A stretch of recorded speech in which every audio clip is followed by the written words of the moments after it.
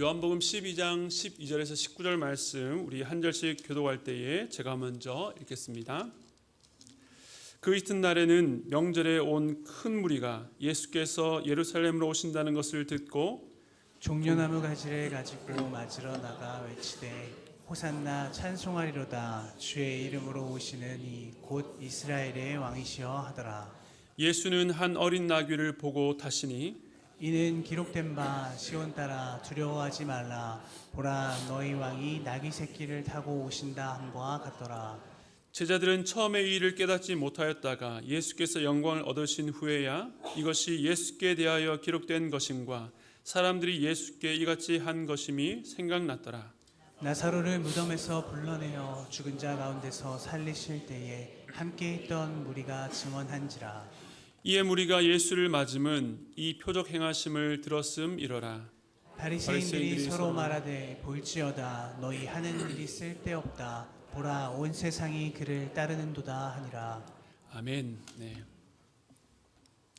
오늘은 왕이 나귀 새끼를 타고 오신다는 제목으로 하나님의 말씀을 나누겠습니다. 베다니에서 예수를 위한 잔치가 열렸습니다. 그 잔치 중에 죽었다가 살아난 나사로와 또 마르다가 있었던 것을 보면 이 잔치는 분명 죽은 나사로를 살리신 예수님께 감사하고 또 함께 기뻐하기 위한 잔치였을 것입니다. 그런데 이 잔치 중에 마리아가 조용히 예수님의 뒤로 와서 순전한 나드 한 근을 가진 이 향유옥합을 그의 발에 붓고 자기의 머리털로 그 예수님의 발을 닦았습니다. 사람들은 마리아가 왜 이런 행동을 하는지 그리고 300데나리온이 되는 값비싼 향유를 왜 발에 부어서 허비하는지를 이해할 수 없었습니다. 가룟 유다는 마리아가 생각 없는 행동을 한 것처럼 꾸짖었고 사람들도 주변에서 웅성거리기 시작했습니다. 그때 주님께서 말씀하시기를 그를 가만두어 나의 장날날을 위하여 그것을 간직하게 하라 라고 말씀하셨습니다. 사람들은 예수님의 말씀을 듣고도 도대체 무슨 말씀을 하시는가, 왜 이 기쁜 잔칫날에 장례 이야기를 하시는가 의아했을 것입니다. 그러나 예수님은 이 마리아의 마음을 알고 계셨습니다. 이처럼 예수님께서 죽은 나사로를 살리신 그 표적과 대제사장 가야바의 예언에 이은 공회의 결정, 그리고 지금 마리아의 행동을 통해서 주님 앞에 놓인 운명이 무엇인지가 점차 드러나고 있었지만 다른 이들에게는 아직 감춰진 것이었습니다. 그렇기 때문에 이 침묵으로 드렸던 마리아의 행동을 묵상하면 할수록 참 신비하고 놀랍습니다. 이 행동 안에 단지 한 여인의 헌신과 사랑으로만 설명할 수 없는 은혜에 대한 깊은 깨달음이 있기 때문입니다. 마치 예수님께서 오실 길을 예배했던 세례 요한처럼 유월절을 앞두고 예수님께서 지실 그 십자가의 길을 예배한 것이 바로 마리아였던 것입니다. 오늘 말씀은 예수님께서 유월절을 앞두고 예루살렘에 입성한 일을 기록하고 있습니다. 예수님의 여러 행적들 중에서 모든 복음서에 공통적으로 기록되어 있는 내용은 예수님께 세례를 받으신 일부터 마지막 십자가에 죽으시고 부활하신 내용까지 10손가락에 꼽을 정도입니다. 이 내용들은 복음서의 핵심 뼈대를 이루고 있는데 오늘 본문의 사건도 거기에 포함됩니다. 그만큼 이 일을 굉장히 중요하게 복음서 기자들은 다루고 있다는 것입니다. 사실 예수님은 이전에도 이 예루살렘에 여러 차례 방문하셨지만 이번 방문은 그 이전과 달랐습니다. 지금까지 예수님은 주로 조용하게 움직였습니다. 물론 예수님이 가시는 곳마다 사람들이 몰려와서 인산인해를 이루고는 했지만 예수님께서 의도적으로 사람들을 모아서 무언가를 하려고 한 적은 없었습니다. 오히려 예수님은 사람들을 피해 다니셨습니다. 지난 초막절에도 예수님의 형제들이 이 갈릴리 촌구석에서 숨어 있지 말고 유대 땅으로 올라가서 자신이 하는 일을 드러내라고 하셨을 때도 예수님은 그들의 요구를 거절하시고 따로 은밀하게 유대로 올라가셨습니다. 그런데 이번에는 시기적으로 많은 사람들이 몰려서 주목하는 상황이었지만 의도적으로 자신을 드러내시고 어떤 면에서는 어필하는 것처럼 보입니다. 이전과 달랐던 주님의 행적에 대해서 제자들은 어떻게 생각했을까요? 요한복음 12장 16절입니다. 함께 읽겠습니다. 시작. 제자들은 처음에 이를 깨닫지 못하였다가 예수께서 영광을 얻으신 후에야 이것이 예수께 대하여 기록된 것임과 사람들이 예수께 이같이 한 것임이 생각났더라. 예수님과 함께 입성했던 그 당시의 제자들도 그것이 무엇을 의미하는지 깨닫지 못했습니다. 그런데 나중에 예수께서 영광을 얻으신 후에는 알게 되었다라고 말씀합니다. 이와 유사한 말씀이 요한복음 앞에서도 한 번 더 나오는데요. 그때도 예수님께서 예루살렘에 가셨을 때입니다. 예수님께 성전에 들어가셨는데 그 성전이 시장바닥이 된 것을 보시고 분노하시고 채찍을 가지고 소와 양과 비둘기 파는 사람들과 환전상들을 다 내쫓으시고 그리고 그들의 상을 뒤엎으셨습니다. 그때에 이 성전을 헐라 내가 사흘 동안에 일으키리라 말씀하셨는데 그때 말씀하셨던 성전은 눈에 보이는 건물이 아니라 바로 자기 육체를 가리켜 하신 말씀이었습니다. 그런데 그때에도 제자들은 무슨 말씀인지 몰랐습니다. 요한복음 2장 22절 제가 읽겠습니다.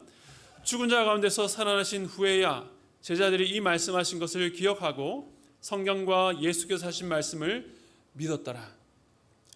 주님께서 그날 성전에서 하셨던 말씀도 제자들은 예수님께서 죽으시고 살아난 후에야 알게 되었다는 것입니다. 오늘 본문에서 영광을 얻으신 후라는 것도 같은 의미, 같은 시기를 말합니다. 예수님은 죽은 자 가운데서 살아나셔서 영광을 얻으셨습니다. 이 두 가지 사례의 공통점이 무엇입니까? 제자들이 예수님께서 어떤 말씀하시고 어떤 행적을 행하셨을 때에 당시에는 몰랐지만 나중에 알게 되었다는 것입니다. 그런데 이것이 단지 시간이 지났기 때문에 알게 된 것은 아니었습니다. 그 사이에 중요한 사건이 일어났고 그 일로 인해서 그들의 이해력과 영적 시각에 중대한 변화가 일어난 것입니다. 그 사건은 바로 예수님의 십자가와 부활 사건입니다. 제자들은 예수님의 십자가와 부활 이후에 완전히 달라졌습니다.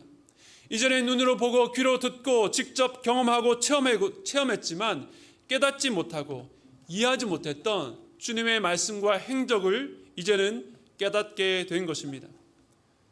주님의 십자가와 부활은 이미 과거 역사 속에 일어난 사건이지만 이 중대한 전환점은 우리 개개인에게도 동일하게 일어나야 합니다.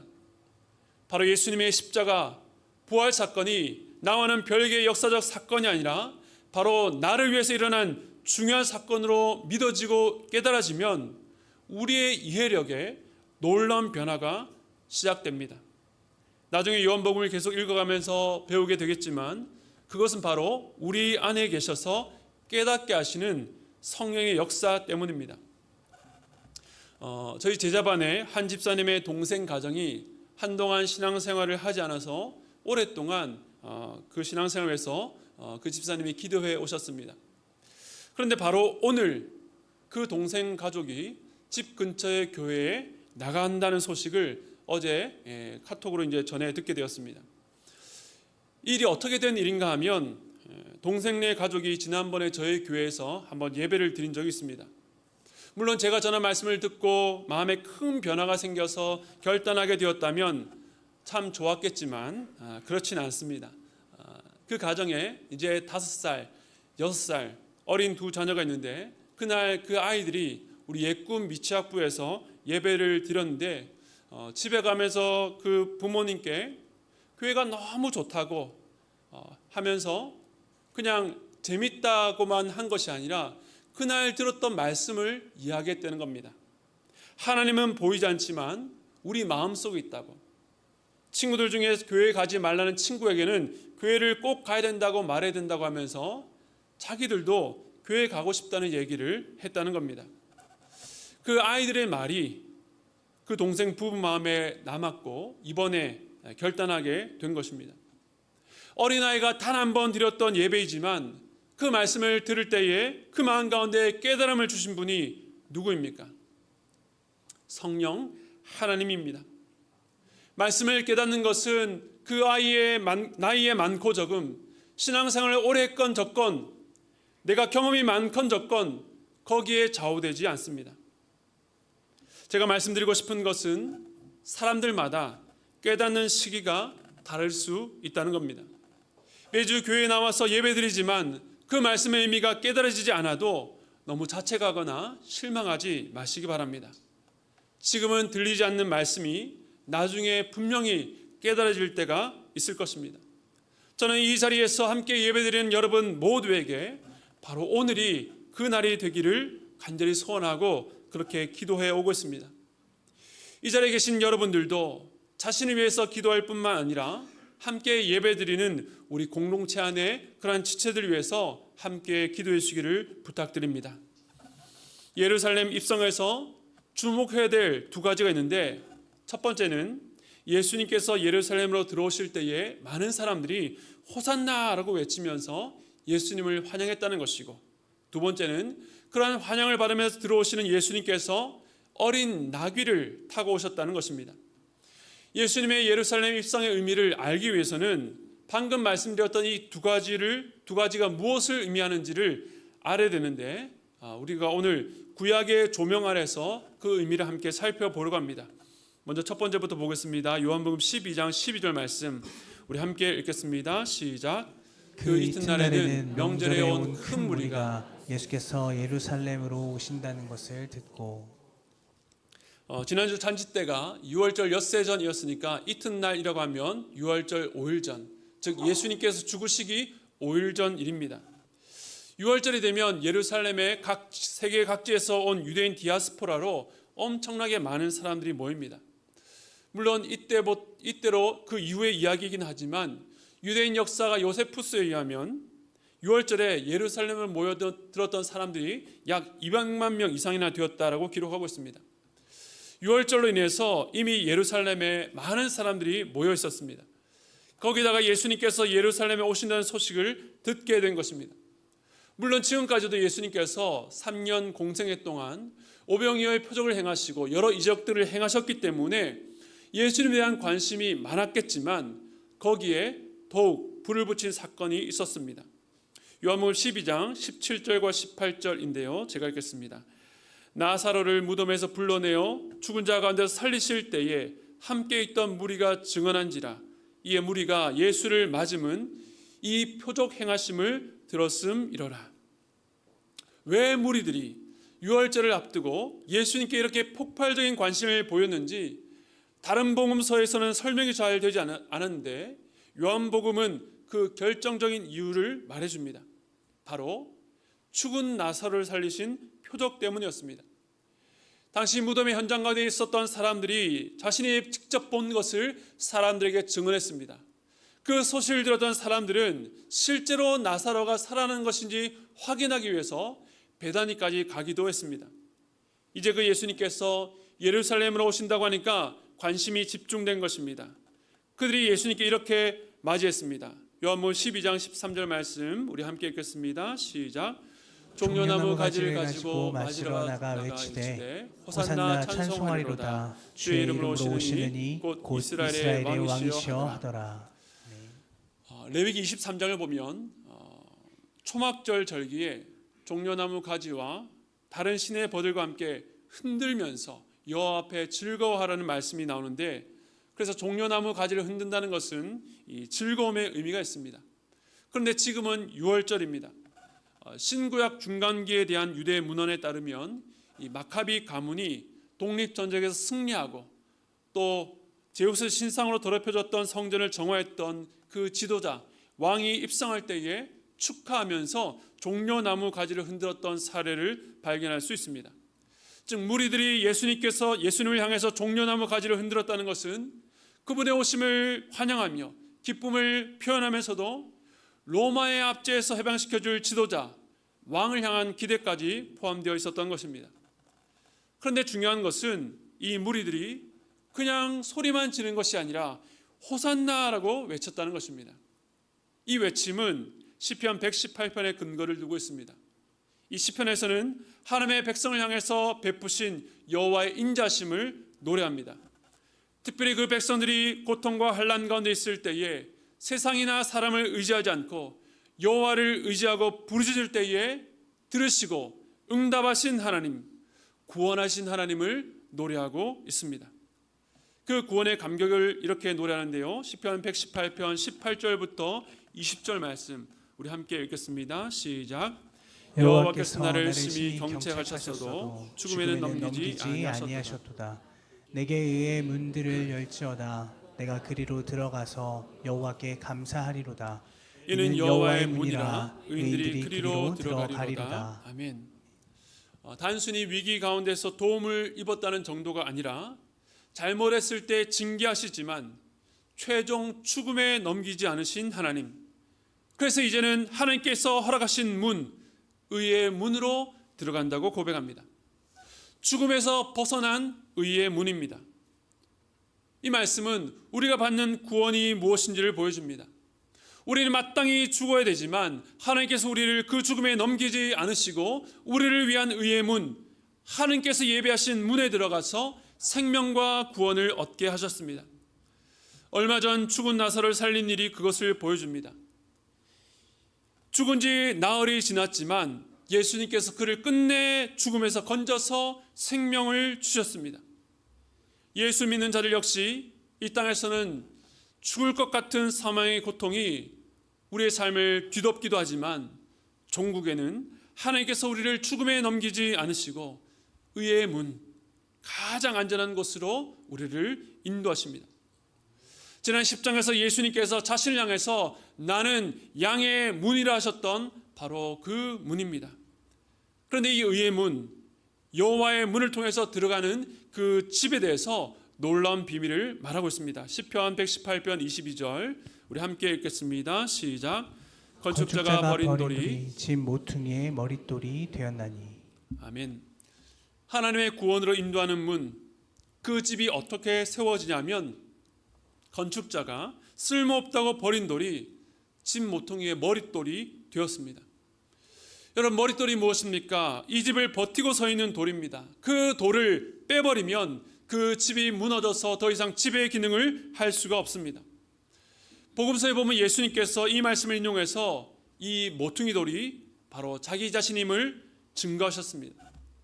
지금 요한복음의 상황도 그렇습니다. 지금 이때의 건축가, 집 짓는 전문가가 누구입니까? 대제사장과 서기관, 바리새인들이었습니다. 그들은 자칭 하나님의 집을 짓는 전문가였습니다. 그런 자들이 지금껏 예수님을 쭉 지켜보면서 내린 최종 결론이 무엇입니까? 지난 11장의 마지막에 공회에서 이날부터는 그들이 예수를 죽이려고 모의하니라. 결국 그들은 예수를 쓸모없는 돌이라고 규정하고 버리기로 작정한 것입니다. 그런데 그 버린 돌이 머릿돌이셨습니다. 하나님의 백성들은 이 일이 역사 가운데 일어나기를 고대하면서 이 찬양을 부른 것입니다. 그리고 이제 그 버린 돌이 머릿돌이 되기 위해서 예루살렘으로 들어가십니다. 시편 118편은 건축자가 버렸으나 모퉁이 돌이 되신 메시아가 올 때에 그를 맞이하며 부를 찬송이었습니다. 시편 118편 25절 함께 읽겠습니다. 시작. 여호와여 구하옵나니 이제 구원하소서. 여호와여 우리가 구하옵나니 이제 형통하게 하소서. 아멘. 이 찬양을 받으시는 이가 메시아 되심을 증거하는 것입니다. 오늘 본문에서는 무리들이 호산나라고 외쳤는데 이 호산나는 내가 구하노니 구원해 주소서라고 하는 것을 의미하는 히브리어 호시아 나의 헬라어 음력입니다. 무리들의 외침이 무엇입니까? 우리를 구원해 달라는 것입니다. 그들을 구원할 이가 누구입니까? 다음 구절에 이렇게 말합니다. 여호와의 이름으로 오는 자가 복이 있으며 우리가 여호와의 집에서 너희를 축복하였도다. 그분은 바로 여호와의 이름으로 오는 자입니다. 그래서 시편 118편은 한편으로는 지난 역사 가운데 이스라엘 구원하신 은혜를 노래하지만 그 과거에만 머물지 않습니다. 바로 의의 문, 여호와의 문을 통해 들어가는 하나님의 집은 건축자들이 버린 돌이 모퉁이의 머릿돌이 된 사람들의 기대와 예상을 뛰어넘는 집이었습니다. 호산나, 우리를 구원해달라는 무리들의 외침은 이러한 약속을 성취하실 메시아를 향한 외침이었습니다. 물론 이러한 찬양으로 소리치는 무리들은 예수님께서 메시아로서 장자 십자가와 부활을 통해서 백성을 구원하실 것을 몰랐습니다. 단 일주일 만에 예수님을 향한 태도가 돌변한 것을 보면 그들은 다른 목적과 의도로 예수님을 환호했습니다. 그러나 지난번에 대제사장 가야바의 입을 통해서 하나님의 뜻을 드러내셨던 것처럼 무지하고 잘못된 의도로 호산나라고 외치는 무리를 통해서 예수님의 예루살렘 입성이 바로 하나님의 약속의 성취라는 것을 드러내신 것입니다. 누가복음 19장도 동일한 내용을 다루고 있는데 무리들이 호산나라고 외치며 환호하자 바리새인들이 못마땅하게 여기면서 무리들을 제지하지 않는다라고 책망합니다. 그때 예수님께서 이렇게 말씀하십니다. 누가복음 19장 40절 말씀 함께 읽겠습니다. 시작. 대답하여 이르시되 내가 너에게 말하노니 만일 이 사람들이 침묵하면 돌들이 소리 지르리라 하시니라. 아멘. 하나님은 돌들로도 주님의 오심의 의미가 무엇인지를 소리 지르게 하실 수 있었습니다. 하물며 여전히 무지 가운데 있는 무리일지라도 시편 118편의 성취가 예수 그리스도이심을 그들의 입술을 통해서 증언하게 하신 것입니다. 왜 예수님께서 예루살렘에 오실 때에 이전처럼 조용히 오시지 않았습니까? 지금 주님의 오심은 예수님 한 개인의 영광이 아니라 온 인류가 기다려왔던 바로 그 구원을 이루기 위한 입성이기 때문입니다. 하나님은 이 장면을 통해서 여호와의 이름으로 오시는 이가 바로 예수님 되심을 증언하셨습니다. 이전에도 예수님은 자신을 하늘에서 온 자라고 아버지께서 보내셨다라고 말씀하셨습니다. 그런데 무엇으로 그 사실을 증명하셨습니까? 예수님은 사람이 도저히 흉내낼 수 없는 신적인 힘과 능력으로 반대하는 자들의 입을 틀어 막으셔서 증명하지 않았습니다. 대신 구약을 통해서 계속 예언해 오셨던 그 말씀을 충성되게 세밀하게 성취하시면서 자신을 증명하셨습니다.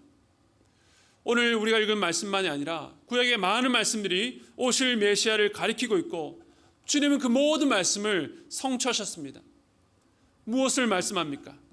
하나님이신 예수님께서 친히 하나님의 말씀에 자기를 복종하셔서 순종하셨다는 겁니다. 이것이 하나님의 아들이신 예수님께서 자신을 드러내고 증명하신 방식이었습니다. 그런데 이 방식은 사람들이 예수를 거절하는 이유가 되기도 했습니다. 오늘 예루살렘의 입성도 겉으로 보면 사람들의 환호로 떠들썩하고 화려한 것 같지만 그 안에 사람들의 기대와 예상과 전혀 다른 측면으로 말씀을 철저히 순종하신 예수님을 다시 한번 만나게 됩니다. 많은 사람들의 주목 속에 예수님의 모습은 너무나도 의외였습니다. 이제 두 번째 장면입니다. 요한복음 12장 14절 말씀 함께 읽겠습니다. 시작. 예수는 한 어린 나귀를 보고 타시니. 이 환호 속에 예수님은 어린 나귀를 타셨습니다. 요한복음에는 간략히 소개했지만 다른 복음서를 보면 이 나귀를 구한 과정부터 나귀에 대해서도 상세하게 묘사합니다. 마태복음에는 멍에를 매는 짐승, 나귀와 나귀 새끼라고 말하고 있고 마가복음과 누가복음에서는 아직 아무도 타보지 않은 나귀 새끼라고 말합니다. 그러니까 예수님은 사람을 태워본 적이 없는 짐을 지는 용도의 나귀도 아니고 그 나귀의 새끼를 타고 예루살렘에 들어오셨다는 겁니다. 외형적인 반응과 전혀 어울리지 않을 뿐만 아니라 어떤 면에서는 우스꽝스럽기까지 합니다. 고운 모양도 풍채도 없어서 사람들이 흠모할 만한 아름다운 모습이 없었다라고 하는 이사야 선지자의 예언처럼 예수님의 겉모습은 마르고 약한 모습이었을 것입니다. 그러한 예수님이 짐이나 실는 사람을 태워본 적이 없는 나귀 새끼를 타고 입성하신 것입니다. 왜 예수님께서 나귀 새끼를 타셨을까요? 이건 역시 하나님께서 미리 약속하신 말씀의 성취였습니다. 요한복음 12장 15절은 이렇게 말합니다. 이는 기록된 바 시온 따라 두려워하지 말라. 보라 너의 왕이 나귀 새끼를 타고 오신다함과 같더라. 하나님께서 약속하신 메시아 왕이 나귀 새끼를 타고 오신다는 겁니다. 이 말씀은 과거 스가랴 선지자를 통해서 주신 말씀입니다. 나라가 망하고 포로로 다 잡혀갔던 자들이 다시 예루살렘에 돌아와서 성전부터 짓기 시작했는데 주변의 방해로 말미암아 공사가 20년 가까이 중단되고 시간이 훌쩍 지나버렸습니다. 그때 학계 선지자와 함께 스가랴가 다시 성전을 짓도록 백성들을 책망하기도 하고 격려하기도 했습니다. 특별히 스가랴는 눈에 보이는 이 성전을 넘어서 이스라엘을 회복해 하실 메시아의 모습을 구체적으로 예언했습니다. 누가 메시아인가? 메시아가 어떤 모습으로 오시는가를 예고한 것입니다. 스가랴 9장 9절 말씀 우리 함께 읽겠습니다. 시작. 시온에 따라 크게 기뻐할지어다. 예루살렘에 따라 즐거이 부를지어다. 보라, 내 왕이 내게 임하시나니 그는 공의로우시며 구원을 베푸시며 겸손하여서 나귀를 타시나니 나귀의 작은 것 곧 나귀 새끼니라. 아멘. 공의롭고 구원을 베푸시는 메시아 왕이 오실 때에 나귀의 새끼를 타신 이유가 무엇입니까? 그분은 겸손하시기 때문이다 라고 말합니다. 그러면서 그가 하실 일에 대해서 다음 구절인 10절을 보시면 내가 에브라임의 병거와 예루살렘의 말을 끊겠고 전쟁하는 활도 끊으리니 그가 이방 사람에게 화평을 전할 것이요 그의 통치는 바다에서 바다까지 이르고 유브라데 강에서 땅끝까지 이르리라. 아멘. 왕이라면 당연히 강하고 힘센 말을 타고 강한 군사와 강력한 무기로 땅을 정복해야 전쟁이 그치고 평화가 임할 텐데 고작 나귀 새끼를 타고 와서 어떻게 세상에 평화를 주고 바다와 땅끝까지 다스릴 수 있겠습니까? 어떻게 나귀 새끼를 탄 겸손으로 병거와 말과 활을 끊고 평안을 주실 수 있겠습니까? 세상의 기준과 방식으로는 도저히 이해할 수 없는 모습입니다. 그러나 세상을 보십시오. 상대를 악마화시켜서 전쟁을 일으키고 승리해서 평화를 이뤘다고 선전하지만 이러한 방식으로는 참된 평화를 얻을 수 없다는 것이 지난 역사가 증명해 주고 있습니다. 강한 힘으로 잠시 눌러놓았을 뿐 뇌가는 언제든지 다시 터질 수 있습니다. 하지만 주님은 아무것도 정복할 수 없을 것 같은 겸손한 모습으로 오셔서 세상의 어떤 강력한 나라나 권세를 가진 왕도 하지 못한 일을 이루셨습니다. 그렇다면 겸손한 예수님께서 어떻게 평안을 주실 수 있습니까? 그것은 겸손의 태도나 모습보다 중요한 것은 그 겸손으로 섬기신 내용에 있습니다. 나라와 나라 간에 대적하고 싸우는 것은 겉으로 보면 각국의 이익 때문에 일어난 것 같지만 실상 가장 깊은 이유는 결국 인간의 죄로 인한 결과입니다. 예수는 바로 이 죄의 문제를 해결하셨습니다. 죄인을 구원하기 위해서 십자가에 죽기까지 나자신 주님, 나귀가 멍에를 매는 짐승이었던 것처럼 백성들의 모든 죄짐을 대신 지시는 섬김으로 아무도 타보지 않은 나귀 새끼처럼 역사상 유례없는 특별한 죽으심으로 이 땅 가운데 참된 평안을 주신 것입니다. 하지만 이 또한 지금 예수님을 향해서 환호하던 사람들이 바라지도 생각지도 않은 섬김이었습니다. 그런데 이 광경을 본 바리새인들은 두려웠습니다. 요한복음 12장 19절 말씀 우리 함께 읽겠습니다. 시작. 바리새인들이 서로 말하되 볼지어다 너희 하는 일이 쓸데없다. 보라 온 세상이 그를 따르는도다 하니라. 그들은 예수를 죽이기로 결의했고 어떻게 죽일지를 논의했습니다. 이제 6월절만 지나면 조용히 예수를 죽이려고 했는데 그 6월절에 예수님께서 많은 사람들의 환호와 주목 가운데 들어온 것을 보고 모든 계획이 숲으로 돌아갈 것처럼 보였습니다. 그러나 반전이 무엇입니까? 이들의 우려와 걱정과는 달리 지금 환호하던 무리들이 일주일도 안 되어서 예수를 죽이자고 외칩니다. 결국 무엇 때문입니까? 왕이 나귀 새끼를 타고 오셨기 때문입니다. 이것이 세상의 기대와 생각으로 받아들이기 힘든 지점입니다. 사람들은 결국 고작 나귀 새끼를 타고 오는 왕을 받아들일 수 없었습니다. 그런데 우리의 신앙생활에도 이러한 이질적인 지점들이 생깁니다. 신앙생활과 고난은 함께 있을 수 없다는 기대가 판판히 끼워집니다. 간절한 기도와 응답은 늘 불일치하는 것 같습니다. 아니 불일치할 뿐만 아니라 하나님께서 내 문제에 침묵하시고 관심을 갖지 않는 것 같습니다. 주님이 능력이 있다면 지금 바로 이때에 강력한 권세를 갖고 오셔야 되는데 아무것도 해결할 수 없을 것 같은 모습으로 다가옵니다. 받아들일 수 없고 인정할 수 없습니다. 그런데 예수님은 나귀 새끼를 타고 겸손히 오셨지만 왕으로 입성하셨습니다. 예수님은 우리의 왕이시며 우리는 그분의 다스림을 받는 하나님의 백성들입니다. 왕의 지혜나 그 능력을 판단할 수 있는 능력과 권한이 우리에게는 없습니다. 사랑하는 성도 여러분, 여러분의 생각과 기대와 맞지 않는 이질적인 지점이 올 때에 자기를 부인하고 왕 대신 주님을 따라가시기 바랍니다. 오늘 본문은 예수님은 하나님의 약속대로 오셨지만 결코 세상이 기대하는 방식으로 오지 않았다고 말씀합니다. 이처럼 성경은 항상 사람들의 예상을 빗나가며 반전을 일으킵니다. 사람들의 환호는 증오로 바뀝니다. 왕은 겸손히 나귀 새끼를 타고 입성하십니다. 바리새인들의 불안은 환희로 바뀝니다. 그러나 예상할 수 없는 반전 속에서도 하나님의 약속은 태초부터 끝까지 한치의 오차도 없이 하나님께 원하시는 목적을 향해서 나아가고 있는 것입니다. 세상의 기대와 다른 모습이 당장에 보기에는 실망스럽고 과연 무엇을 하실 수 있는가라는 의문이 들지만 예수님은 결국 죄를 정복하셔서 우리를 구원하셨습니다. 그러니 여러분의 생각, 변하는 환경이 아니라 변함없는 하나님의 말씀만을 붙드시기 바랍니다. 현재 여러분의 삶 속에서 여러분이 기대하시는 예수님의 모습은 무엇입니까?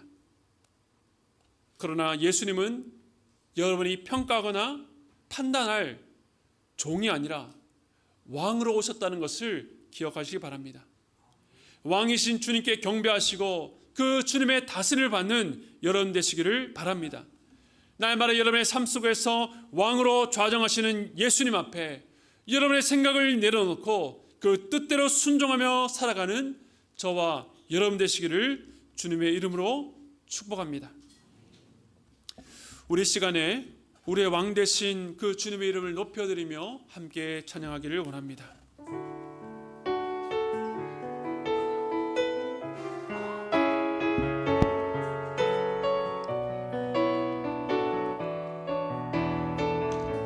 예수 우리 왕이여, 예수 우리 왕이여, 이곳에 오소서.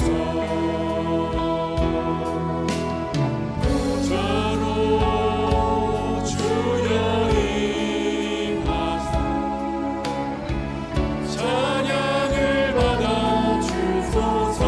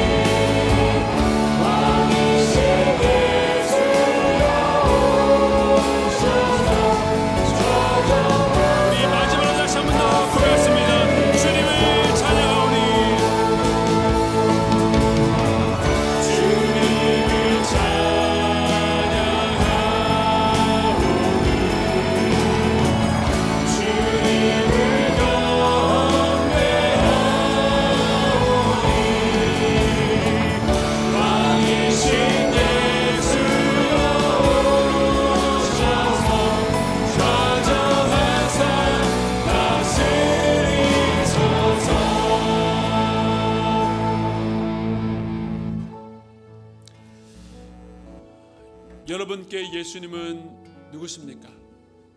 만약에 예수님을 여러분이 어렵고 힘들 때에 도와줄 수 있는 조력자, 보조자라고 생각한다면 여러분은 실망할 겁니다. 예수님은 우리가 도움이 필요할 때만 불러내어서 도움 얻는 그러한 분이 아니십니다. 예수님은 우리의 경배를 받고 받아도 모자람이 없는 우리의 영원한 왕이 되십니다. 그러나 때로는 우리의 기대와 우리의 예상을 벗어나서 예수님께서 계실 때에 우리는 실망하게 됩니다. 그러나 여러분의 그 판단과 그 기대와 그 생각을 이 시간 왕 되신 그 주님의 발 앞에 내려놓으시기 바랍니다.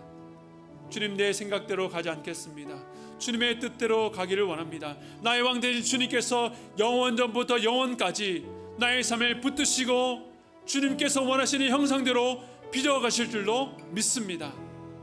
우리 그런 고백을 드리시면서 함께 기도하기를 원합니다. 여러분의 삶 가운데 왕 되신 예수님을 모십시오. 그 왕 되신 주님께 여러분의 삶 가운데 좌정하실 때에 그 주님을 높여드리십시오. 그런 삶은 바로 오늘 우리 주님께서 그 모든 말씀에 순종하며 나가셨던 것처럼 우리에게 주어진 말씀 앞에서 우리의 생각과 길을 내려놓고 순종하며 나가는 삶을 통해서 이루어집니다. 주여, 내게 말씀하옵소서. 종이 듣겠나이다. 그 말씀대로 순종하기를 원합니다. 주님, 내 삶 가운데 왕으로 좌정하여 주시옵소서. 우리 함께 기도하며 나가도록 하겠습니다. 함께 기도하겠습니다.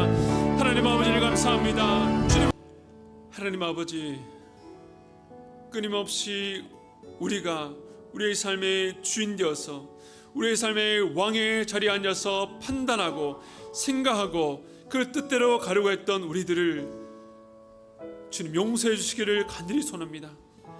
하나님 아버지, 오늘 예배를 통해서 다시 한번 나의 주님이 누구신지, 나의 왕이 바로 예수 그리스도이심을 고백합니다. 주님, 그 발 앞에 나의 교만과 나의 생각과 나의 기대와 나의 경험과 나의 감정과 느낌을 다 주님의 발 앞에 내려놓기를 원합니다. 당장에 내 머리로 다 이해하지 못하고 깨닫지 못한다 할지라도 영원하신 왕 되신 주님께서 우리를 이끄는 대로, 우리에게 말씀하시는 대로 순종하며 그 길을 따라갈 수 있는 우리 모두가 될 수 있도록 주여 붙잡아 주시옵소서. 주님, 우리가 주님 타신 나귀 새끼가 되기를 원합니다. 겸손하게 그 주님을 모시고 한 번도 가보지 않은 길이지만 그 주님께서 인도하시는 대로 가기를 원하오니 주님이여, 우리가 순종하며 나갈 수 있도록 붙잡아 주시옵소서. 나는 경험이 없고 나는 연약하지만 내가 홀로 이 길을 걸어가는 것이 아니라 나의 등 뒤에 타신 예수님께서 우리의 삶을 붙들고 인도해 가시오니 그 주님을 따라 걸어가는 주님의 자녀, 주님의 제자가 될 수 있도록 붙잡아 주시옵소서. 하나님, 그렇게 따라가는 우리의 삶을 통해서 하나님의 능력이 나타나기를 원합니다. 세상이 과시하고 세상이 보여주기를 원하는 그 능력이 아니라 우리가 죽어야 살아나는 능력, 때로 우리가 멸시받아야 하나님이 높임받는 그 놀라신 능력, 그 삶을 주께서 보내신 그 자리에서 순종하며 나갈 때에 우리가 흥하는 것이 아니라 우리 주님께서 흥하여지며 그로 말미암아 하나님의 놀라신 능력과 사랑이 우리의 부족한 삶을 통해서 드러날 수 있도록 붙잡아 주시옵소서.